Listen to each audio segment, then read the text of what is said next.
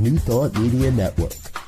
We are a global broadcast network of positive music, media, and entertainment, inspiring humanity's evolution along the journey of enlightenment and creating a world of love, peace, empowerment, and prosperity for all. New Thought Media Network. Positively inspiring.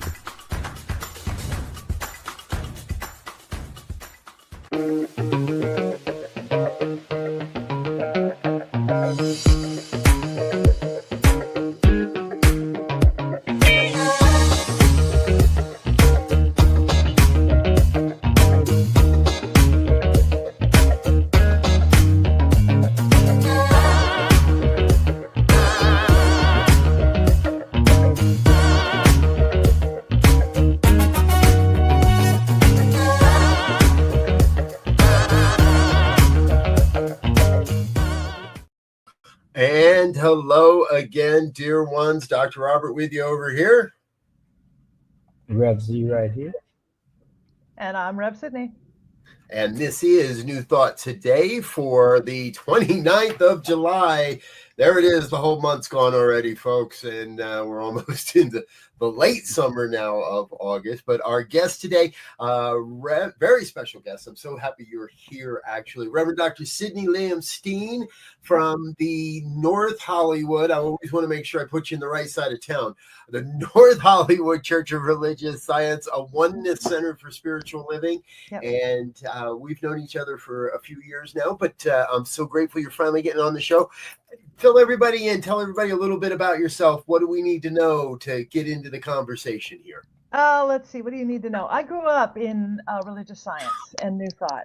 And we started I was about 8 years old. So I have been on within this conversation, within this language, within this awareness for most of my life.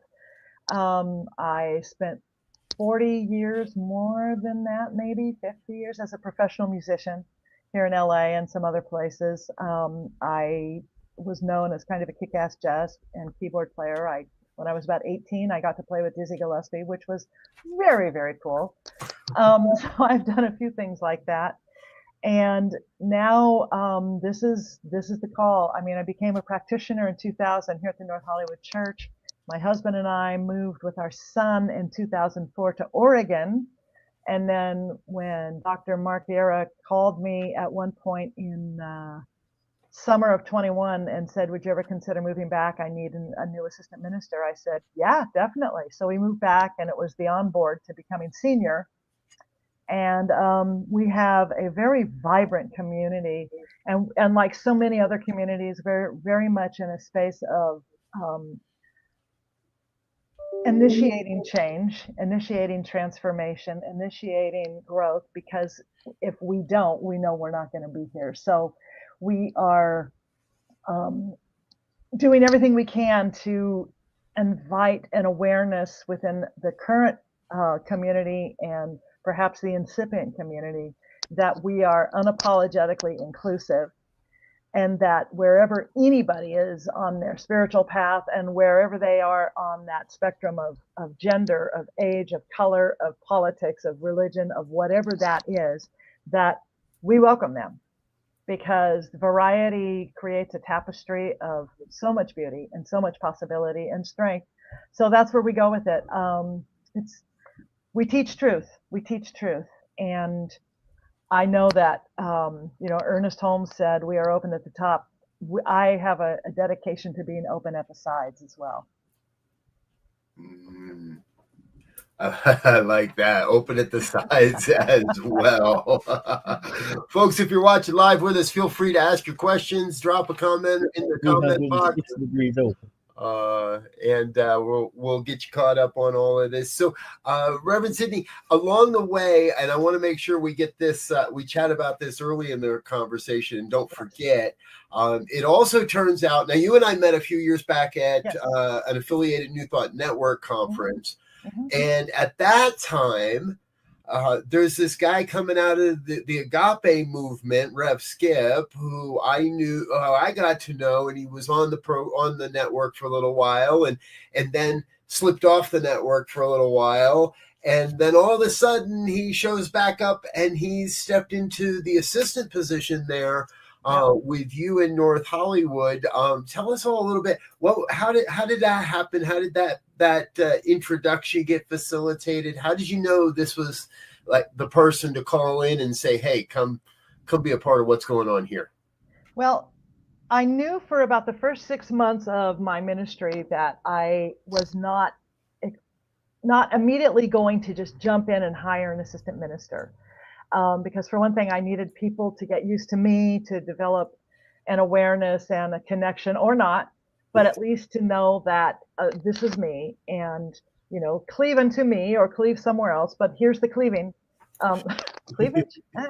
Anyway, so one of my sisters in spirit, one of my best friends in the world is Esther Nicholson. And Esther had mentioned this guy, and then he reached out to me, and I went, okay, well, it's not time yet. And then he reached out to me again, and then the penny dropped, and I went, oh my God, this is the guy that Esther has been talking about. And so we had a Zoom call. He was still in Florida, and we immediately knew that we loved each other. And so he started, when he moved out to LA, this was, that was summer. It was last summer. Yeah. Oh my gosh. It was last summer. And he got out here and he started attending the church even before we interviewed him, gave him a letter of call or any of that stuff. And right away, lots of people who were here already knew him, and they loved him, and we connected so beautifully. He has just been, he's my partner in collaboration, my partner in crime, my partner in spirit, and there is so much heart there, and I'm really so grateful every single day that I get to work with him, because we love working with each other, and we challenge each other to grow by just simply saying, well, what about this? What about this? What about this? How's this? How's that? And we laugh constantly. We come to the office early and we stay late. We're having the best time. It's really great. So he's an excellent teacher and an excellent minister, and our community has kind of exploded with him. And it's really good. For the longest time, the demographic of this community looked almost exactly like me. And, that's enough. That's enough. And so it is now not always just continually looking like me, which is great. I've seen me. And it would be good to have other people who don't look like me, who don't have the background I have, who have different cultural gifts and just spiritual gifts, all of it. And so there's just been a real commitment to openness. And, what can we do? We are in the laboratory of the infinite, as Ernest wrote. What shall we create? Yeah. LZ is on a little bit of a lag. He'll jump in here. I'm playing Mike tag, but yeah, I think one of the great things I think I heard there is the partnership in ministry, in terms of having someone to bounce things off, because we're in an era where we can no longer, and probably never should have been, doing anything in a vacuum. Because what's clear to me is clear to me and clear to me only. And so the ability to engage, which is what ministry is how do we create room for all, as you said, be open on the sides as well. Yeah. And that requires different previews, different perspectives, and the whole 9 yards. So I think that's great. Yeah, it has been really powerful. We learn a lot from each other. I learn a lot from him. I hope he's learning from me, beyond hair and makeup.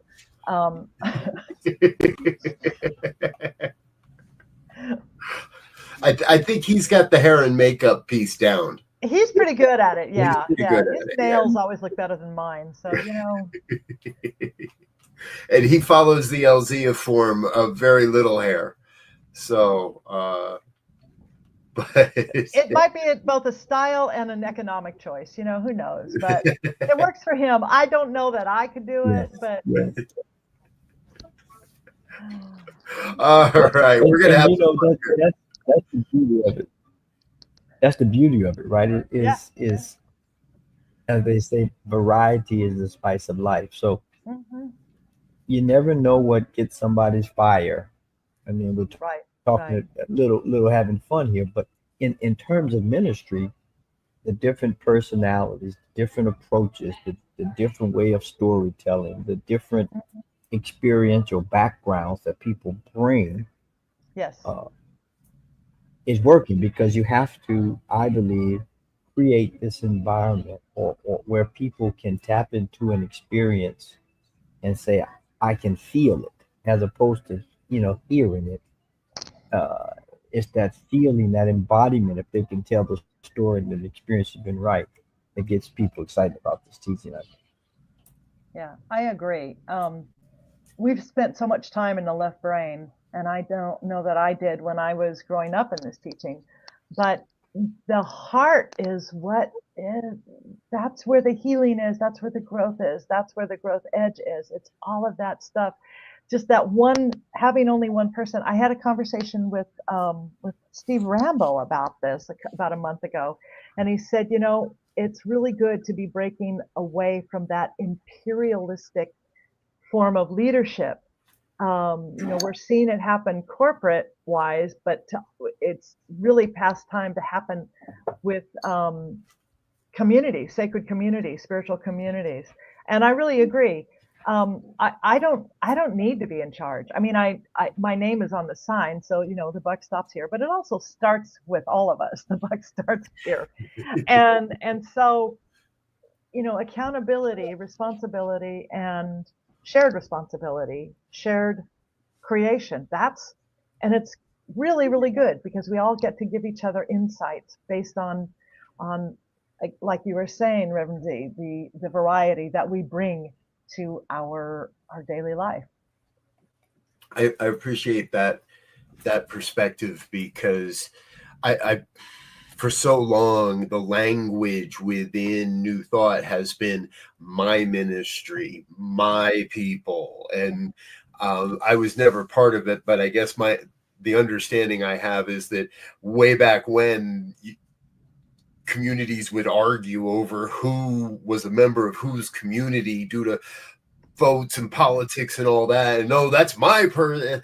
And I so want us to get beyond that ownership, that even slight perspective of ownership. And I did it today in a conversation with a minister that I was like, oh, my ministry. And it's like, no, wait, it's not really mine. Yeah. It is a ministry in and of itself. I am serving it in this way at this time.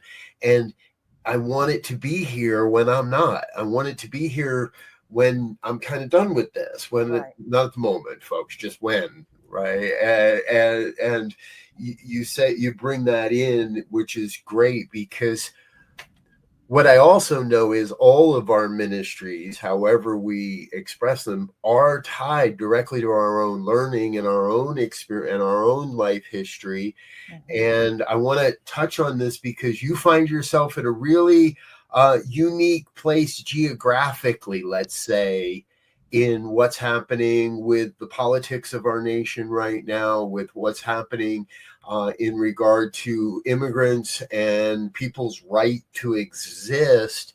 And I've seen you be rather vocal in your human profile, in your personal expression of it. We always balance that. It's a fine line between am I talking for me or am I talking for the church that I serve? And you seem to be doing that very well. I admire what I'm seeing in how you're navigating that. But I think we'd all love to hear a little more of your philosophy of just that. How do we navigate the experiences that are happening right now? Yeah, I appreciate you saying that. I've gotten less filtered in some of the stuff that I am posting on social media because it is, I think the time for filters and being liked is probably past, or at least it's been suspended, I think, for me anyway. And I keep reminding myself, and I keep remembering that every great movement of human liberation has started in churches, has started in spiritual platforms.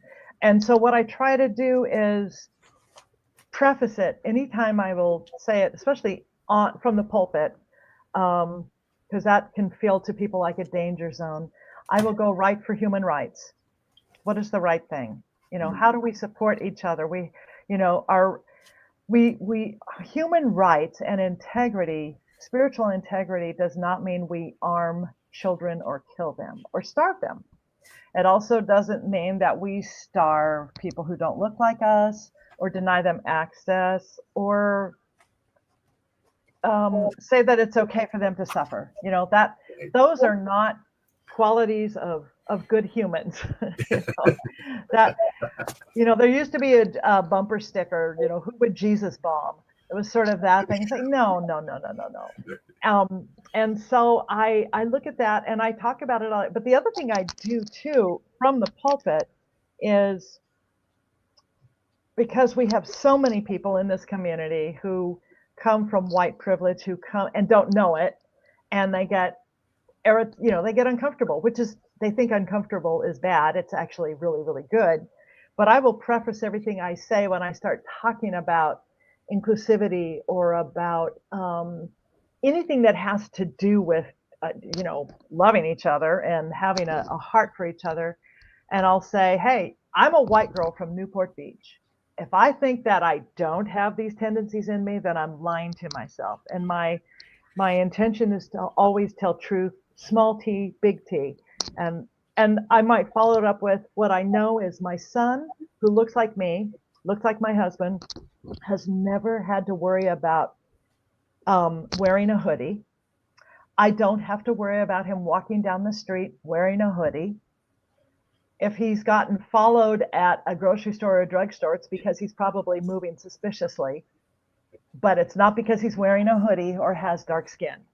And that's, that to me is such a litmus test that I can bring to other white people who are feeling like, well, this is making me uncomfortable. Well, good.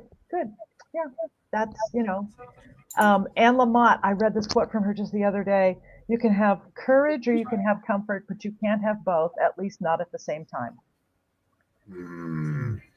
And so dovetailing on that is the idea of ministry is about comforting the afflicted and afflicting the comfortable. And so how do we grow without really exploring our own limits, our own beliefs and those things? Not just about, gee, I've limited myself with this belief, but how have I limited other people with my judgment, with my prejudice, with my microaggressions, with my macroaggressions? How am I doing this? And so, yeah, I am very vocal on Facebook. I mean, I have been called to the carpet a couple of times on it, and I've said, I stand by my comments. They may be a little harsh, but so am I. And I think we can't be overly polite with this. I think we can't be polite most times, but we can be aware, we can be elegant. We don't have to be, okay, well, this is not elegant, but we don't have to be assholes. We can be kind, we can be loving, and we can also walk, intend to walk a mile in somebody else's heart, in their shoes, and without appropriating their culture, but at least appreciating it. Yeah. A couple of things you said there, but I think one of the key things, and two of the key things. One is, if this is supposed to be a teaching of healing, you don't tell someone who has cancer they have a cold. You find the right way and the right time to say, you have cancer. Here are the options. Here's what we do. Let's go on this journey together. And if we start sugarcoating and making people feel comfortable when they're in need, now we're doing a misjustice and malpractice, even, if you will. And then I think, when I hear people say, "Oh, I don't see color," and I'm like, Well, I don't like you immediately because I do have color. And if you don't see color, then you don't see me. And Yeah. so I got a problem with that. And and and and at the essence, Robert and I talk about this all the time. This is more of a way of life than a religion or a ministry. So Yeah. if we could begin to approach it from that methodology and teach from that methodology, it doesn't matter which center you go to or who you follow or what you read even. What matters is, are you carrying out the principles in your everyday life so that they can be felt and experienced by Right. whoever you Right. encounter? I can remember years ago hearing, several different teachers at the Asilomar conferences that we would have saying, if you were arrested for being a religious scientist, would they have enough evidence to convict you? Mhm. And I always liked that because, are we talking about it or are we practicing it? And it is definitely a practice. It is a way of living. It is a way of being. And the older I get, the less I can compartmentalize, the less I want to, the less energy I have to dedicate to that. Because time, we're on this time space continuum, and we each have our agreement with spirit about how many years we're going to get, how many days. And I don't know what my agreement is, so I better get some stuff done. Exactly. And I got to say, now you're speaking the Mile High language, because Reverend Z and I have been taught for quite a while that quote around enough evidence to convict you comes from Dr. Fred Vogt, who was here at Mile High for a very long time. Yeah. But as you say it makes me question, okay, was it his or was it just ours? In again, letting go of the ownership of where these principles come from, and stepping into, yes, I want to live that. I do want there to be enough evidence. I want there to be no question whatsoever that in the time of darkest, in the time of the great need, we stood with the truth. Mm-hmm. Absolutely. Yeah. And I've told my congregation, they get a little nervous about it, but I've said, we are a sanctuary church. We will stand in that. We will do everything that we have to do. I literally wake up at 3 a.m. wondering if there's enough space between the floor of the sanctuary and the stage where we are to hide people if we need to. And how many people can we get in there? And I've also said, if they're going to have to go through me to arrest any of you or anyone. And so people get nervous. It's like, well, aren't you waving a flag to ICE? It's like, okay, well, they can arrest me first. I am fine with that. Listen, at my age, I haven't been arrested yet. That might be kind of something to add to the resume. I'm good with that. Martin Sheen does it all the time. Why can't I do it? I want to be arrested. Come on. But yeah, they get a little nervous, like I'm inviting them in. It's like, well, I want to make sure that the people who need the safety and sanctuary are hearing this. As far as anybody else, that's up to them, and that's between them and God. But I know that I have to protect and to love people. I just went to Mexico and back for a conference, and don't tell anybody, but my passport is within that 3-month window. My passport expires in September, right? And they say don't go anywhere in that 3 to 6 months because and I thought, all right, well, it's Mexico. They probably really don't care. No, they're going to let you in. They're going to let me in. Getting back may be the issue, but and even going back, they're okay. We'll get rid of you now. Thanks for coming. Get out of here.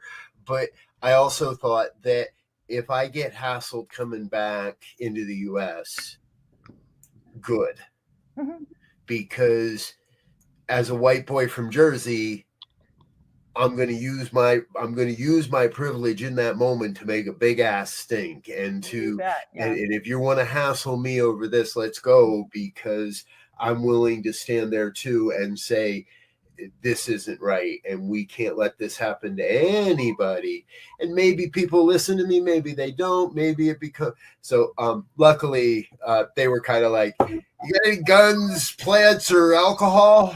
Guns, tobacco, or alcohol, tobacco, or guns. That's all he said. He looks at me and goes, guns, tobacco, or alcohol? I'm like, nope. He goes, all right, welcome home. Have a good That's time. right. Thank you for sharing. Thank Yeah. you. But it's important that those that either have the resources or have benefited from the privilege, that we take that stand and be willing to go to the mat if it comes down to it. Absolutely. And I will. I mean, we have a gate that locks, and we lock it more often now. We close it more often. We make sure that the people who need to have the way to get in are able to get in.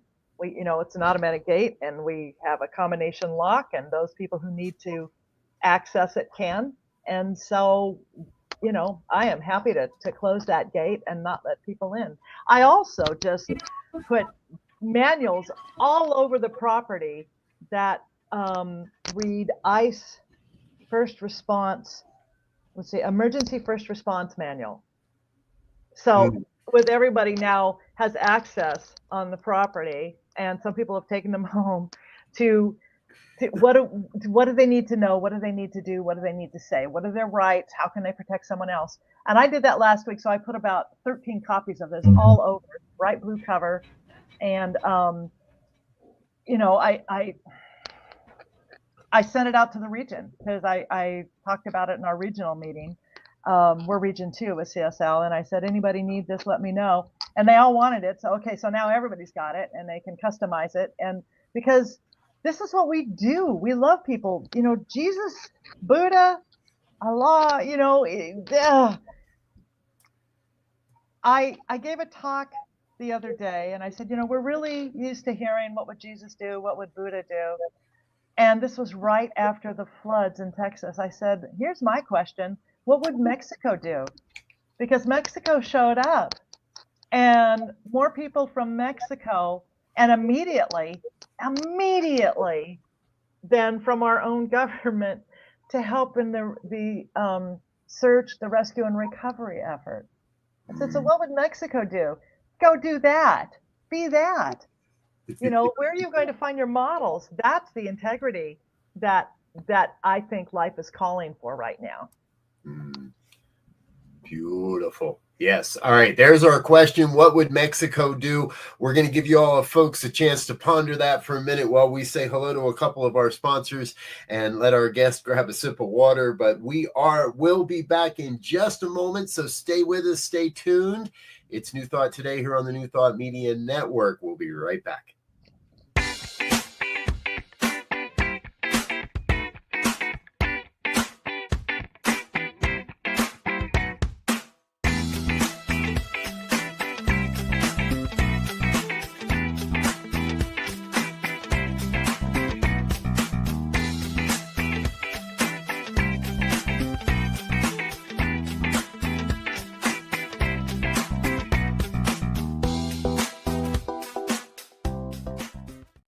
Are you passionate about media, storytelling, and making a difference? Welcome to New Thought Media Network, where your voice matters. We amplify diverse voices and share impactful stories. Join us in our mission. We are a nonprofit organization dedicated to creativity and community, looking for enthusiastic volunteers who want to be part of something bigger, learn, grow, and collaborate in various aspects of media production. Incredible support and camaraderie await you here. Your contributions will help us create powerful content that resonates with audiences and drives social change. Ready to make a difference? Visit our website www.ntmedia.org to learn more about volunteer opportunities and how you can get involved.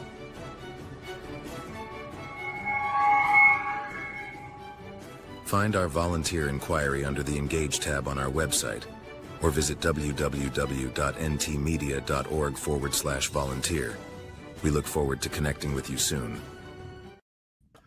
And we're back with more of New Thought Today here on the New Thought Media Network. Our special guest today, Reverend Dr. Sidney Lehman Steen from the North Hollywood Church of Religious Science. You can contact her and learn more about that ministry at the link that's going across the bottom of your screen. And right before the break, you had a great question, which I loved, because having just spent a week in the Mexican culture with predominantly Mexican people at this conference, one of the conversations we were having, and seems pretty evident, is where Americans like to come from the brain and the intellect, that culture really comes from the heart and leads with the heart. Yeah.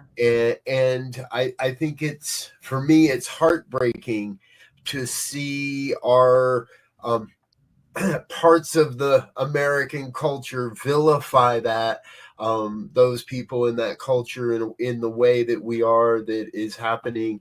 And how much better life would be if we all just kind of led from the heart. You know, it's one of my friends and I were having a discussion about this very same thing. And we talk about, all of us talk about it quite a bit, because we have people in our church who are living according to an undocumented status. And the interesting thing was, he said, we are learning to language that as, instead of saying undocumented, they're unprotected.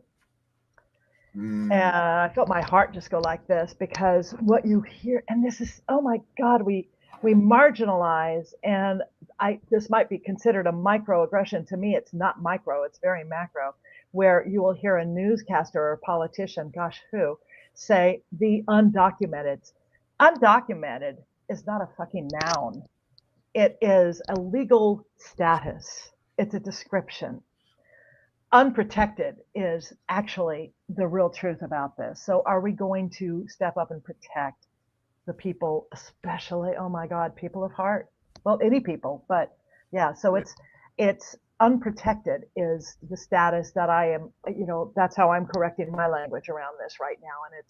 And it's making a difference in how I am thinking about this and how I'm holding all of this.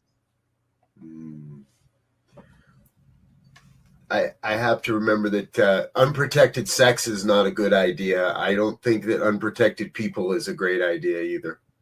Well, and there's another thing there. Do you want to document that sex? Could be. We're a very litigious society, and if you're dating, you may want to, undocumented sex. Oh my.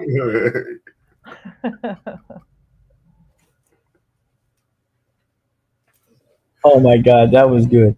I think one of the things that always opened my eyes is coming from the heart. I'll switch the gears here. I was at a conference last weekend, and about 4,500 members of my fraternity, and the heart space of just walking up to people indiscriminately and speaking and sitting down with someone and over coffee and getting the conversation. And it's I sat down. I mean, I had two incidents. Sat down talking with one guy, asked him where he was from. He told me. I said, well, how did you get there? Yada yada yada. Long story short, he's my cousin. Now, had I not come from the heart and engaged, it would have been crazy. Then on the way home, I'm sitting talking to another young man. We're at the airport, chatting it up. Turns out he knows my son-in-law. They grew up in the same town. He's a little younger. They went to the same high school. But had I sat there in my own little bubble and not reach out with a heart to greet people, to talk, to have conversations, none of that would have stepped on the scene.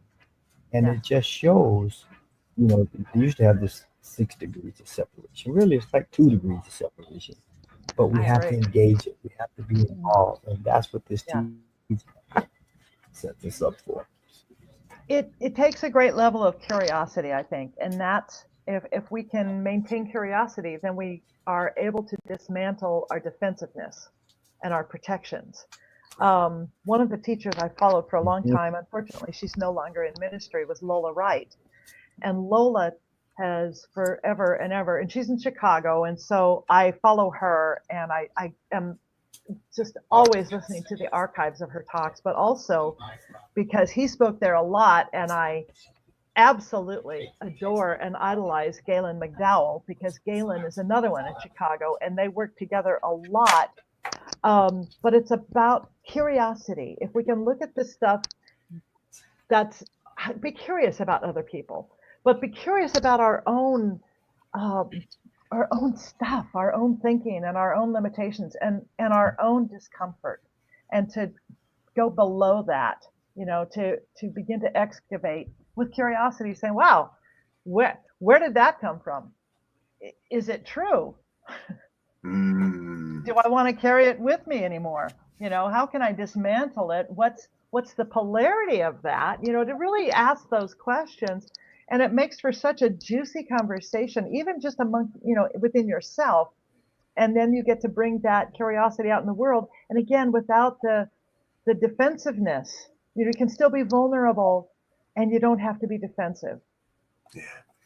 I appreciate you saying that as well. And we had Reverend Galen on this program not long ago, maybe 4, 6, 8 weeks ago or so. And folks, check out the archives on the YouTube page. You can find that interview. And it was, I've had a chance to work with him a little bit into my NTA stuff. And, but we have to, and what I hear so important is to be able to be in the moment, really in the moment, not with defenses up, not with an agenda, not with all these, this is what's got to happen. And I recently or today released a Substack article because coming home from Mexico was what many would consider a show.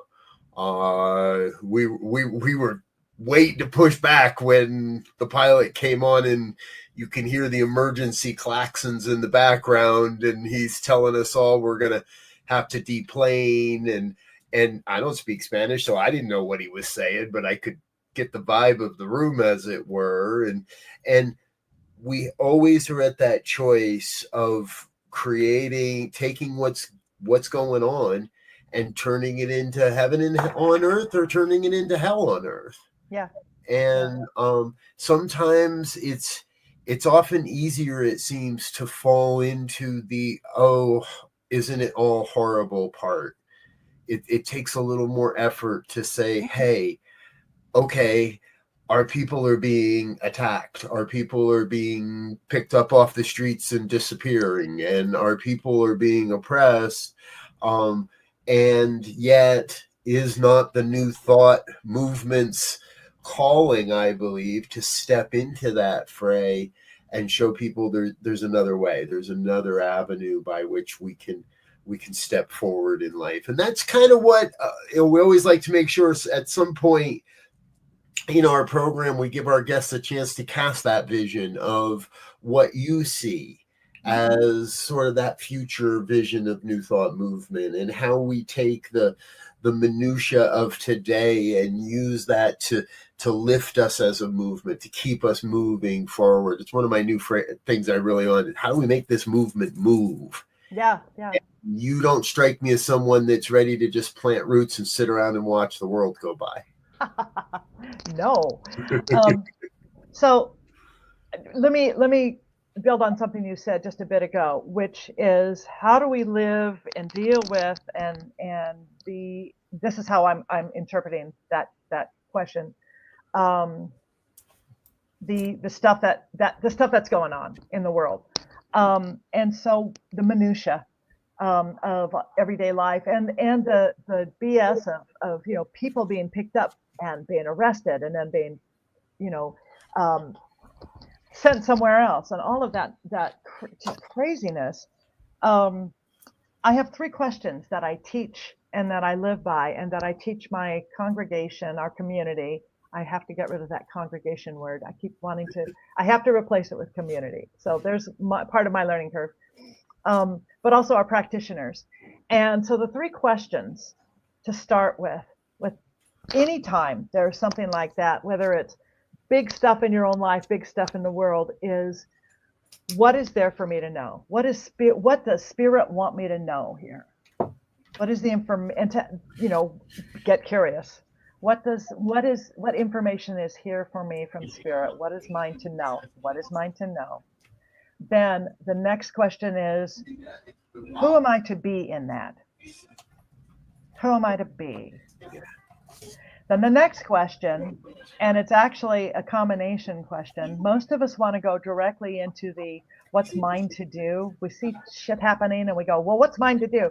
And I want my response to always be informed and guided, heart-centered, spirit-led.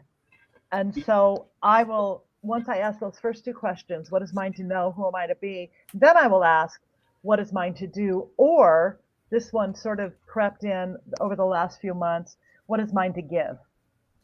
And I think the give question is maybe more salient for me right now than what is mine to do. Although I'm pretty darn active. I mean, I spent years with our first round of the Orange Man in 2016. I became very, very strong at being an activist.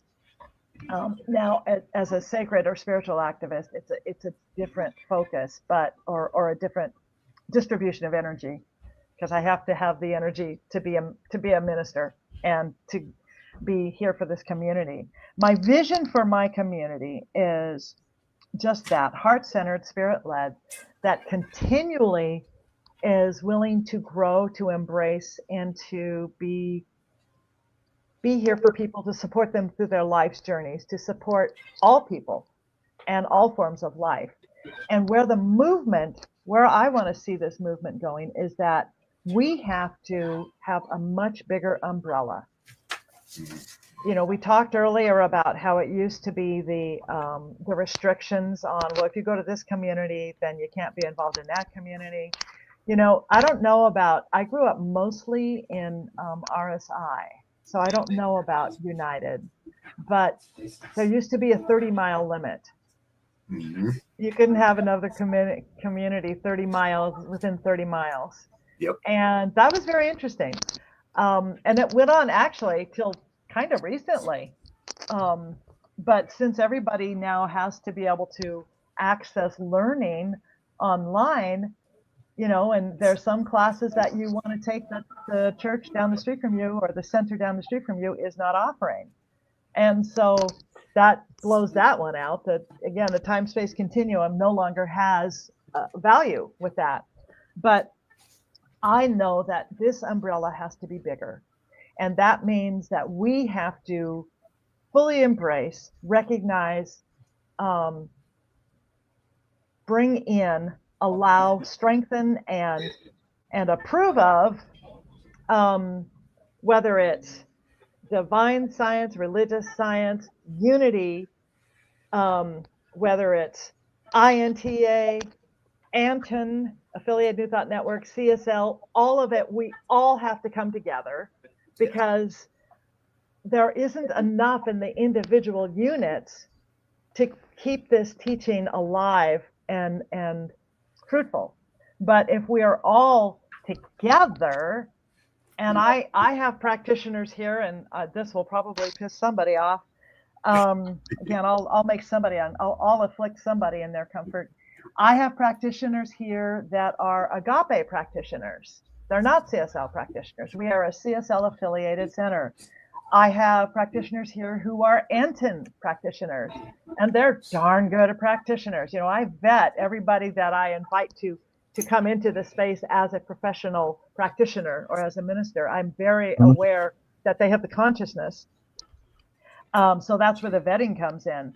But this, we have to stop being so exclusive and judgmental, because we still haven't healed that fundamental rift that happened in, what was it, 1957, right, between Dr. Holmes and the other Dr. Holmes. Apparently, we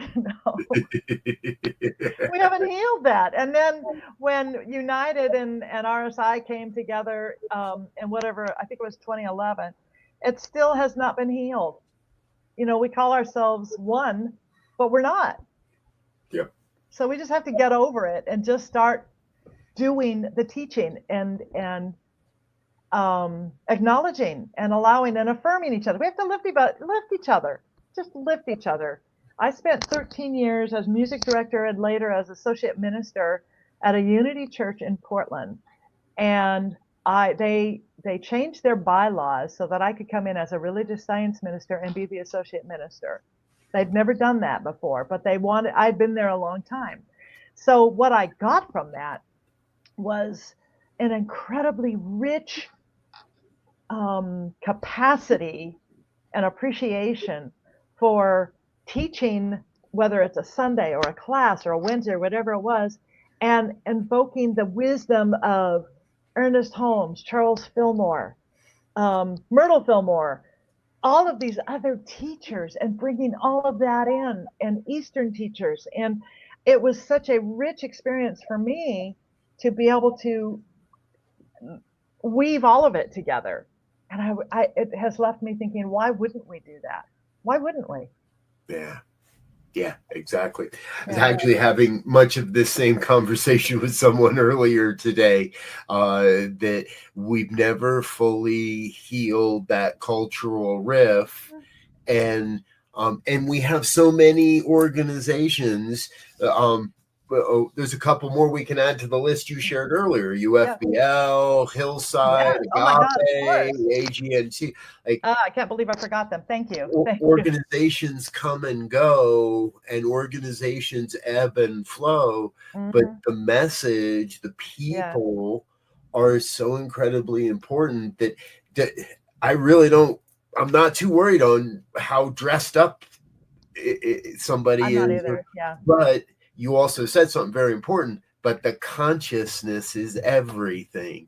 So regardless of where you got your education or who you studied with, if you're demonstrating the consciousness in this moment, then come on in. Let's change the world together. Yeah, absolutely.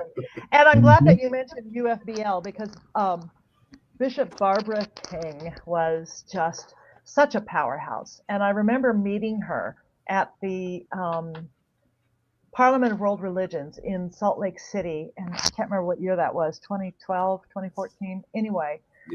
And I remember there was a luncheon you could attend at this, and I love the whole goal of the Parliament, which is, there were over 10,000 people from every walk of life, every faith tradition, all across the globe, gathering with the intention of not killing each other. It's a really, really good plan. And so there was this extra luncheon that you could pay for and attend, and the Dalai Lama was supposed to speak. And he was not able to make it. So we're all seated, probably several hundred people in this room, waiting for him to come on.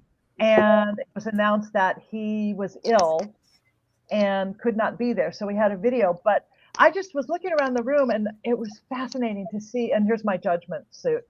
So many people going, oh, he's sick. He's old. He could be done. All of that. And I happened to see Barbara King, and she was in prayer.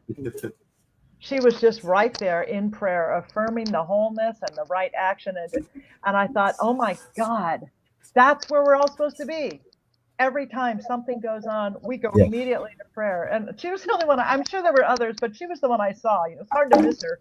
She was like 6'4", and she was a presence just in her own right. And I thought, man, that's the consciousness that I want. That's what we need, is you go right to prayer and know its wholeness, and it's all right. It's all good. It's all good. God always has a bigger idea. Well, part of this teaching, as I understand it, in this bigger umbrella of new thought, is what was said earlier. I believe this new thought of how you look at everyone as yourself. And so when something happens in my mind, the question becomes, what would I want to do to support myself as my other, if you will, that there's no real other, but to get that sense of how do I react in this way that allows me to see everybody as myself. Yeah, it's extending a heart. Yeah. Yes. I like that. The ego has to go away. Has to go away. Yeah, and it's interesting that you mentioned that, because early on, hearing teachers talk about this, that people reflect parts of us back to ourselves.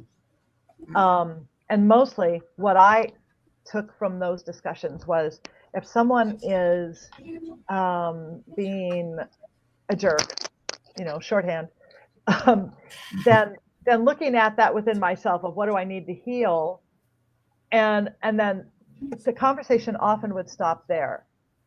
Okay, well, clearly I've got some jerk in me, so I need to heal that. And but what you're saying is so good, because it goes beyond that to the heart of how do I love that part of me and that part of them and make a deeper connection of oneness, so that compassion is the first thing, and that the compassion, just as we know, love heals everything. So the compassion allows for those walls and those restrictions to just dissolve.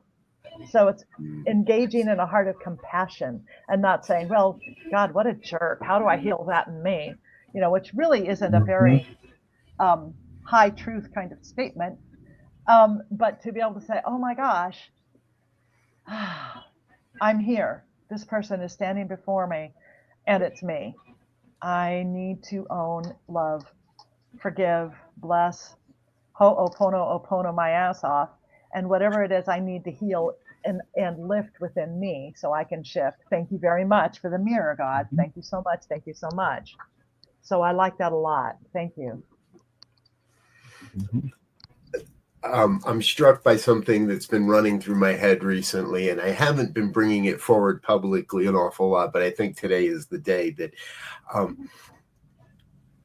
I often talk about a more mature understanding of this philosophy, and we grow into that.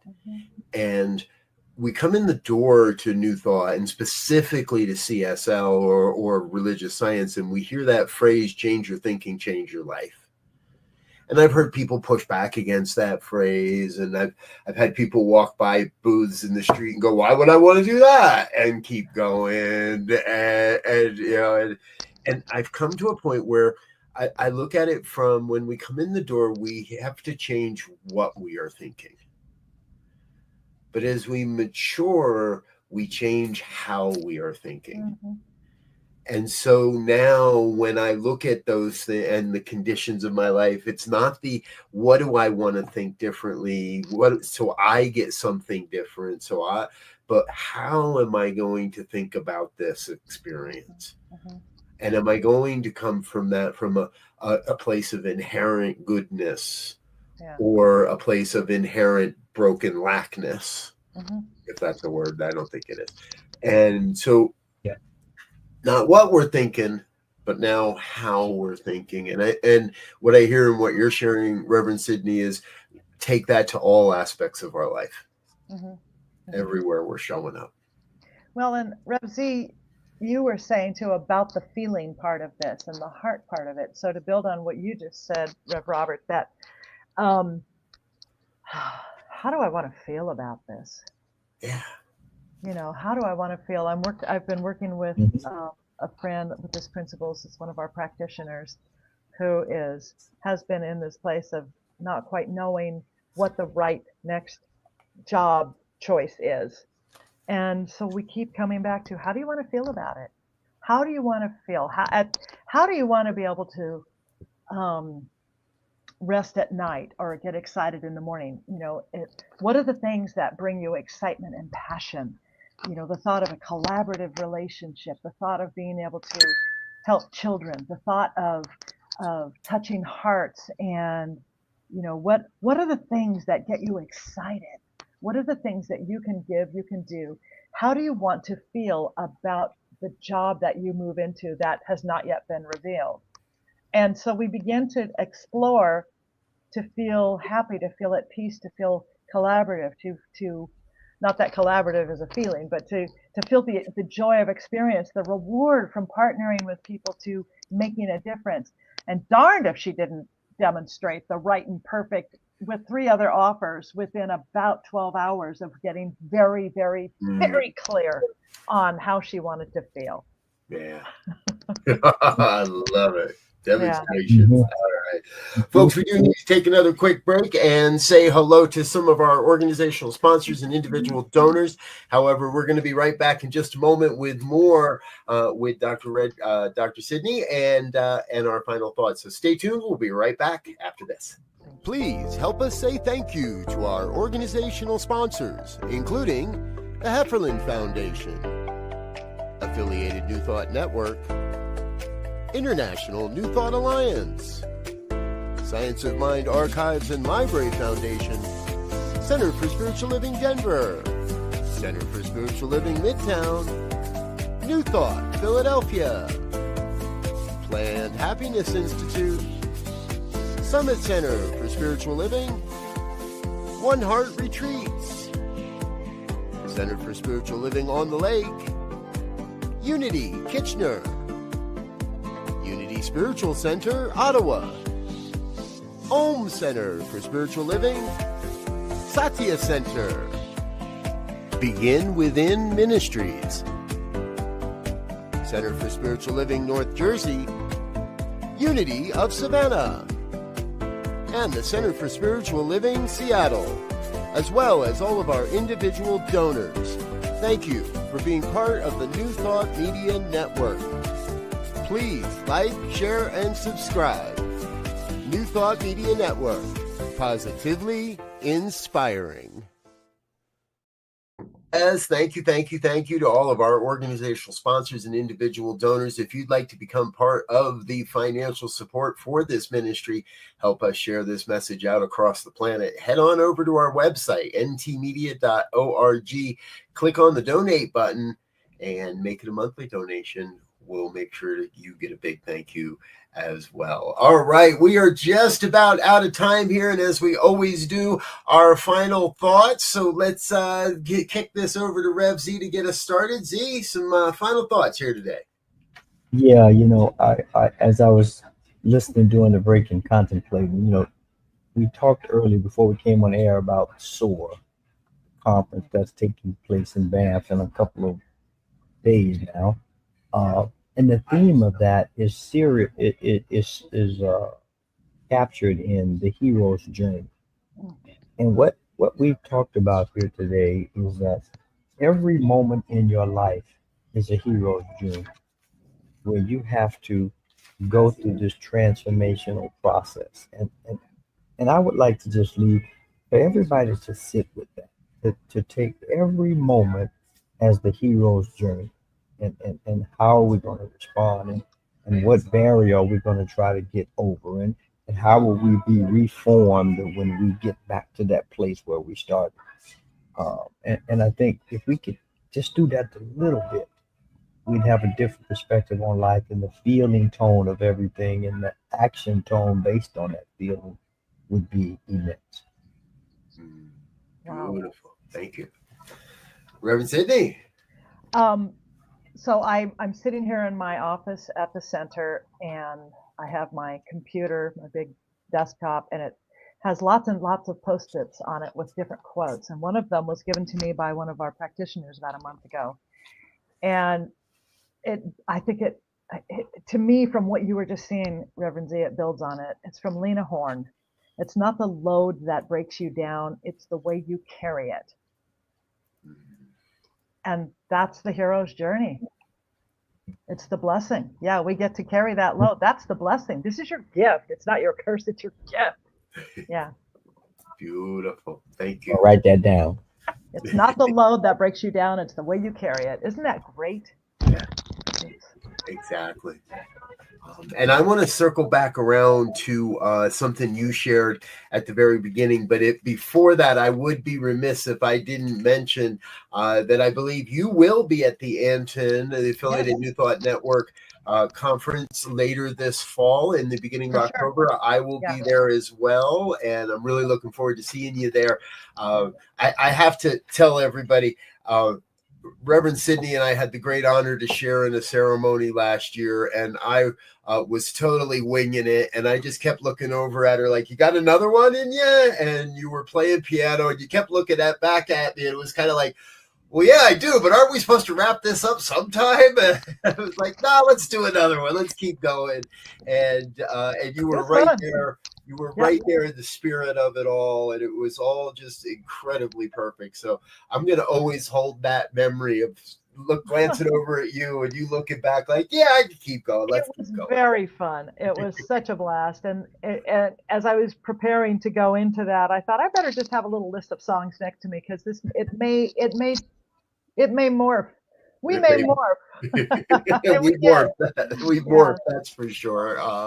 And for my final thought, something you said very early in our program today. Every great movement has started in the churches. It's about human rights and it's about spiritual integrity. Mhm. And I think that there's no better place for me, and I believe for so many people, to practice this piece of human rights and spiritual integrity than within the New Thought movement. I For agree. you to join us. Mm-hmm. I believe that's about all we've got time for here today, folks. So thank you again so much for being with us on behalf of myself, everyone here, and all of New Thought Media Network. We look forward to seeing you again real soon. But until then, we wish you peace and richest blessings. Thank Bye you now. so much. Thank you. It was great. Thank you.